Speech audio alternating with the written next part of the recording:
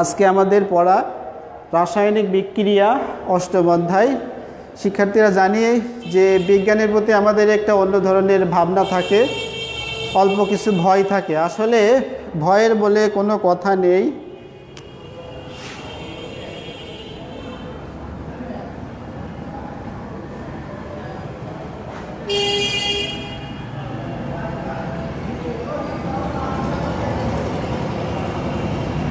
রাসায়নিক বিক্রিয়া বিজ্ঞানে ভয়ের কোনো কারণ নেই, আর ভয় বলতে কিছু নেই। কেননা ভয়কেই তো মানুষই জয় করতে পারে, ভয়কে তো আর কেউ জয় করতে পারে না। তাই আমাদের ভয়কে জয় করতেই হবে এবং বিজ্ঞান পড়তেই হবে। জীবনকে গড়তে বিজ্ঞান অবশ্যই পড়তেই হবে। বিজ্ঞান আমরা বলতে কি জানি, আমার প্রিয় শিক্ষার্থীরা তোমরা জানো, আসলে বিজ্ঞান দুনিয়ার সব জায়গায় ছড়িয়ে আছে। বিজ্ঞান ছাড়া কোনো কিছুই সম্ভব নয়। আমি হাঁটতে গেলে, কথা বলতে গেলে, লিখতে গেলে, যাই কিছু করি, কোনো কিছু চিন্তা করতে গেলে সেখানে বিজ্ঞান। কিভাবে বিজ্ঞান তুমি জানো। আমি যখন নতুন একজন পরিবেশে যে মিশি, তখন তার সাথে যে কথা বলতে আমাকে নিজের মাথা দিয়ে তৈরি করে বলতে হয়, আমার সৃজনশীল মননশীল শিক্ষা বুদ্ধি দিয়ে বলতে হয়। তাহলে এটা একটা বিজ্ঞান। তেমনি আমাদের বইয়ের যে কথাগুলো লেখা আছে আমাদের, সেটাও বিজ্ঞান। আমরা সেই বিজ্ঞানের মধ্যে একটু যাই।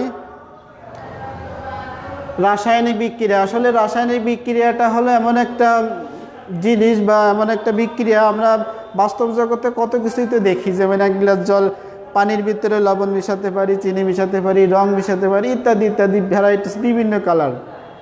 আমরা চুম্বক যদি লোহার কাছে নিয়ে যাই, তখন সেখানে এক ধরনের রিয়াকশান দেখতে পাই। এইভাবে আমাদের আশেপাশে, আমাদের বইয়ে সব জায়গায় কোনো না কোনো বিজ্ঞান লুকিয়ে আছে।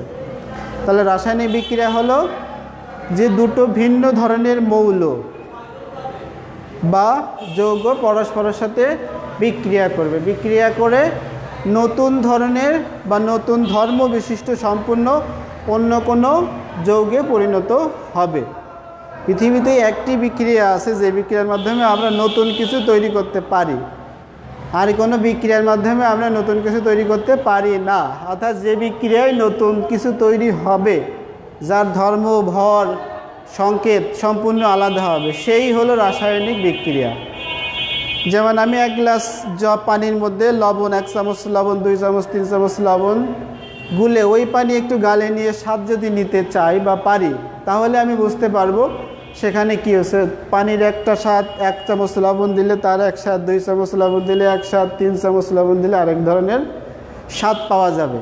অর্থাৎ সেখানে যে কাজটা তৈরি হলো ওটাও একটা রাসায়নিক বিক্রিয়া, ওটাকে আমরা মিশ্রণ বলি, কিন্তু ওখানেও একটা রাসায়নিক বিক্রিয়া হয়ে আছে।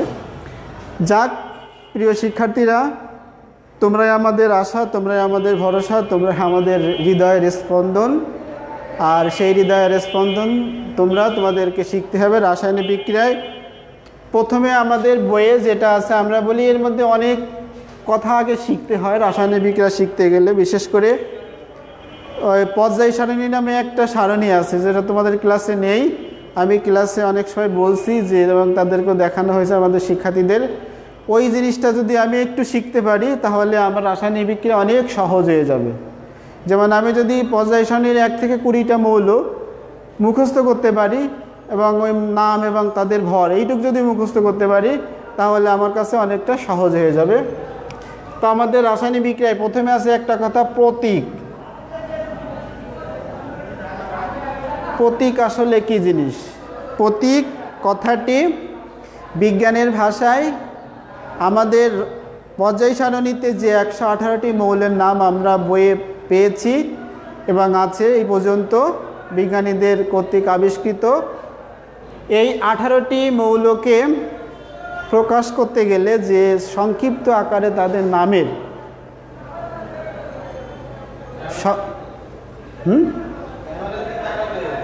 সংক্ষিপ্ত আকারে নামের যে একটি ছোট্ট সিম্বল ব্যবহার করা হয়, ওটাকে আমরা প্রতীক বলে থাকি। প্রতীক দ্বারা আমি কি করতে পারি? 118টি মৌলকে চিনতে পারি। যেমন আমার একটা নাম আছে, আমার নাম জয়দেব পাল।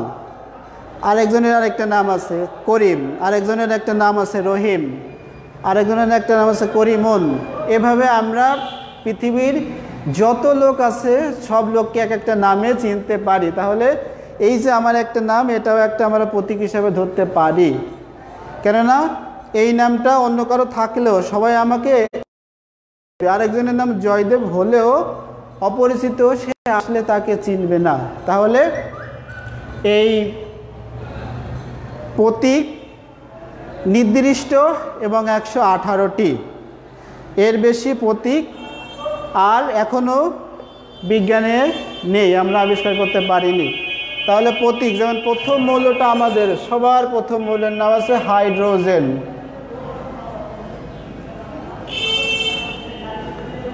হাইড্রোজেন, তাহলে এটাকে আমরা কি দিয়ে লিখি? এইচ দিয়ে লিখি।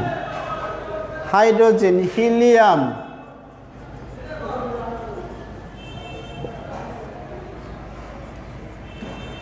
এরপরে যদি আমি লিথিয়াম,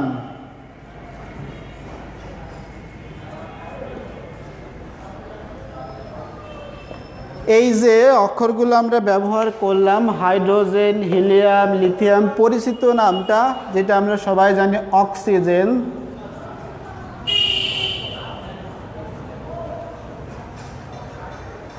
এই যে অক্ষরগুলো আমরা ব্যবহার করলাম, অর্থাৎ এত বড় একটা নামকে আমরা একটা বা সাথে আরেকটি অক্ষর ব্যবহার করে প্রকাশ করে আমরা চিনতে পারি। অর্থাৎ এই যে চেনার জন্য যে অক্ষরটুকু বা প্রতীক বা সিম্বলটুকু ব্যবহার করা হচ্ছে, এটাকে আমরা বলি প্রতীক।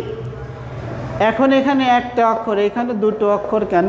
তোমাদের মনে একটা প্রশ্ন থাকতে পারে।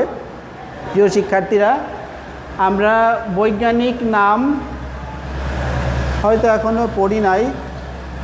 এই লিথিয়াম নামের সাথে হিলিয়াম নামের সাথে এইচ, এখানে দেখা যাচ্ছে 118টি মৌলের মধ্যে যদি কোনো মৌলের একই প্রতীক হয়ে যায়, একই অক্ষর হয়ে যায়, তাহলে ওই দ্বিতীয় মৌলটির যে অক্ষরটার উপরে বেশি জোর পড়ে ওই অক্ষরটার স্মল লেটারটি ব্যবহার করা হয়।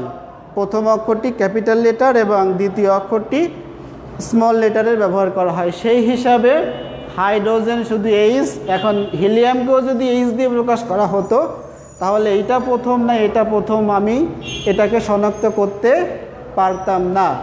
এটা বিজ্ঞানীরা দূর করার জন্যই নামের শেষে দ্বিতীয় মৌল হিলিয়াম, তাই তার নামের সাথে ই অক্ষরটি যুক্ত করে তাকে দ্বিতীয় মৌল হিসাবে চিহ্নিত করা হয়েছে। এর কারণে হাইড্রোজেন আর হিলিয়ামের মধ্যে আর কোনো সমস্যা নেই। এখানে লিথিয়াম, এল আই, অর্থাৎ এই আই অক্ষরটার সাথে লিথিয়াম, এই এল আর আই দুটো যুক্ত হয়ে পুরো নামটাকে পরিষ্কার রূপে উচ্চারিত করে, তাই লিথিয়াম। অক্সিজেন, শুধুমাত্র ও, এটাও একটা সিঙ্গেল ডিজিট অক্ষর। এই ও দিয়ে শুধুমাত্র অক্সিজেনকেই প্রকাশ করা হয়, ও দিয়ে 118টি মৌলের মধ্যে আর কেউ নেই। তাহলে প্রিয় শিক্ষার্থীরা, তোমরা অনেক মেধাবী জানি এবং তোমরা অনেক পড়তে পারো এবং তোমাদের জ্ঞানের স্পৃহা অনেক বেশি, তাই 118টির মৌলের মধ্যে আমাদের অন্তত ক্লাস 8-এ 20টি, এই 20টি মৌল মুখস্থ করতে হবে। এবং এই প্রতীক এবং তার সাথে দেখবে যে ওই বইতে লেখা আছে, সাথে একটা সংখ্যা লেখা আছে, ওই সংখ্যাটাকে বলে ভর সংখ্যা। ওই ভরটা আমাদেরকে শিখতে হবে। যেমন হাইড্রোজেনের 1, 2, 3, আর এটা হলো সংখ্যা, পারমাণবিক সংখ্যা, পারমাণবিক, এটাকে বলে সংখ্যা। এই সংখ্যাটা আর এর সাথে আরেকটা আছে ভর সংখ্যা। এটাও যদি আমি শিখতে পারি তাহলে আমার জন্য অনেক ভালো হবে। যেমন হাইড্রোজেনের 1, হিলিয়ামের 4, লিথিয়ামের 6, অক্সিজেনের 16। এভাবে এটুকুর আপাতত আমাদের না হলেও হচ্ছে, অন্তত এই পর্যন্ত আমাদেরকে প্রতীকের সাথে সাথে মুখস্থ করতেই হবে। প্রিয় শিক্ষার্থীরা, তাহলে আমরা প্রতীক সম্পর্কে একটু ধারণা পেলাম। এবারে যে আমরা আরেকটি নাম আছে আমাদের বইয়ে, সংকেত।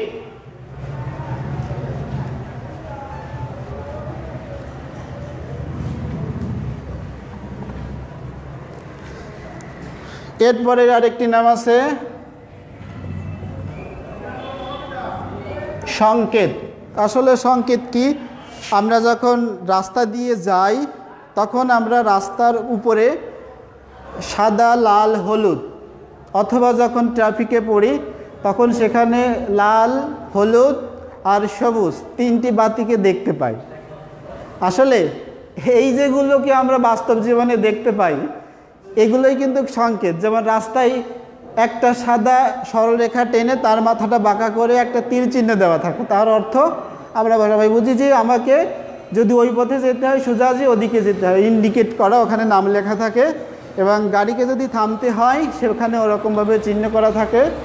রাস্তায় যে জেব্রা ক্রসিংটা দেওয়া থাকে এর অর্থ আমরা বুঝি যে ওখান থেকে পথচারীকে পার হতে হয়। অর্থাৎ বাস্তব জীবনে আমরা এইভাবে সংকেতকে চিনে থাকি।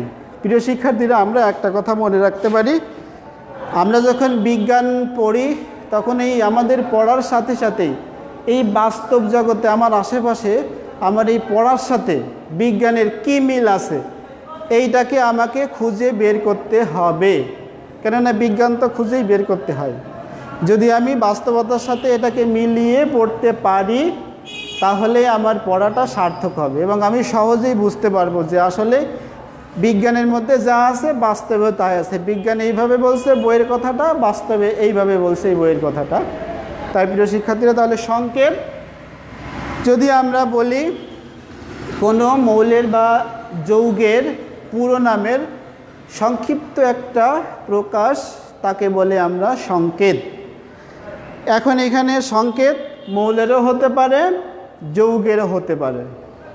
এখন আগে আমরা বলছি শুধুমাত্র 118টি হলো সংকেত, প্রতীক, আর সংকেত হলো 118টি না। তোমরা জানো এটা হলো অসংখ্য, এর কোনো শেষ নেই।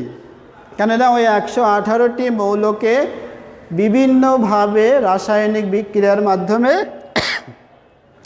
বিভিন্ন যৌগে রূপান্তর করা যায়, যা আমরা আমাদের বইয়েও দেখছি, আমরা রাসায়নিক বিক্রিয়া পড়ার সময় সেখানেও দেখছি, ওইখানে বিক্রিয়া আছে। তাহলে আমরা বুঝতে পারি যে সংকেত নির্দিষ্ট নয়, এটা অসংখ্য। আর প্রতীক হলো নির্দিষ্ট। কতটি? 118টি। তাহলে শিক্ষার্থীরা, সংকেত যেমন আমি একটি মৌলের পুরো নাম লিখি অক্সিজেন, তার সাথে O2 যোগ করলাম, তারপরে লিখতেছি পানি H2O, সোডিয়াম ক্লোরাইড,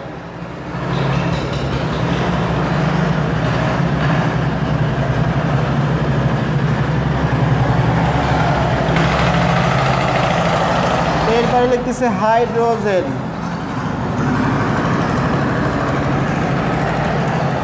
প্রিয় শিক্ষার্থীরা, আমরা আগে অক্সিজেনের ক্ষেত্রে লিখছি O, হাইড্রোজেনের ক্ষেত্রে লিখছি H। তাহলে আগে এইটাই দুটো বুঝি। এই দুটোর মধ্যে পার্থক্য কি? যে প্রতীকের ক্ষেত্রে শুধুমাত্র আমরা জানছি যে তার নামের প্রথম অক্ষরটি বা নামের সাথে আরেকটি অক্ষর যেটি ওর সাথে জোর দিয়ে উচ্চারিত হয়, শুধু সেই অক্ষরটি ব্যবহার করা হয়। সেখানে কোনো তাদের পাশের সংখ্যা ব্যবহার করা হয় না। তাহলে প্রতীক দ্বারা শুধুমাত্র ওই মৌলের নামটি ছাড়া আর কিছুই বোঝা যায় না। কিন্তু যখন আমি সংকেত লিখছি তখন এই সংকেত দ্বারা বুঝতে পারি এই মৌলের মধ্যে পাশে যে সংখ্যা লেখা আছে সেইটাকে বলে পরমাণু। এই মৌলের মধ্যে কয়টি পরমাণু আছে, এই মৌলের মধ্যে কয়টি পরমাণু আছে, এই কারণে এটাকে বলে একটা মৌলিক পদার্থ হওয়া সত্ত্বেও তাকে সংকেতে নেওয়া হয়েছে। অর্থাৎ এটি দ্বারা এই মৌলটির পরমাণু সংখ্যা আমি জানতে পারি, কিন্তু এটা দ্বারা পরমাণু সংখ্যা জানা যায় না, এটাকেও পরমাণু সংখ্যা জানা যায় না, তাই এটি প্রতীক। আর এটা দ্বারা জানা যায় বলেই এর নাম সংকেত। আর এই যে দুটো লিখছে পানি আর সোডিয়াম ক্লোরাইড H2O NaC, লেখানো দেখো এখানে দেখা যাচ্ছে দুটো হাইড্রোজেন এবং একটা অক্সিজেন। অর্থাৎ আমি